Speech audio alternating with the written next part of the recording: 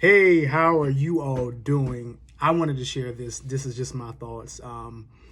I had a interesting conversation a couple of weeks ago. I was speaking with a young woman who has never been married, and I was speaking with a gentleman that was going through a divorce, and we got on the subject of talking about marriage. And I pointed out this word that a lot of people hear and they automatically cringe about it and they say, I'm not going to do it. No, absolutely not. You want to know what the word is?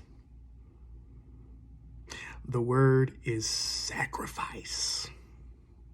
Let that sit for a minute, because I know we hear that word and you talking about marriage and sacrifice. You like, wait a minute, I'm not finna do that. But listen, this is the understanding that I came into about the word sacrifice. We treat the word sacrifice and it makes us feel like we're losing something, a part of ourselves. But look at it from this perspective. What if what you're sacrificing is for the betterment of your marriage? Meaning that I'm sacrificing myself, a part of myself that no longer can benefit me in this marriage, that it probably benefited me prior to or in a season of our marriage. But now we are in a place in our marriage, or I'm going into marriage, that it no longer can do me any good. And if you know scripture and you go back to the Old Testament, how it talks about sacrificing, laying it on the altar and giving it to God, why don't you take the thing that you're scared to give up, or you feel like a part of you that you're going to lose, and allow God to take that sacrifice you give him and to give you something even better?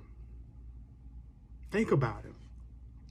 We often feel like, as I said, we lose a part of ourselves, but what do you have to gain from that part of you that you lose if you knew that God had something better for you up the road? You lose that selfishness about you, and he brings your marriage even closer, more loving. You lose that independence about you, or even this, you sacrifice that part of you of always having to be right.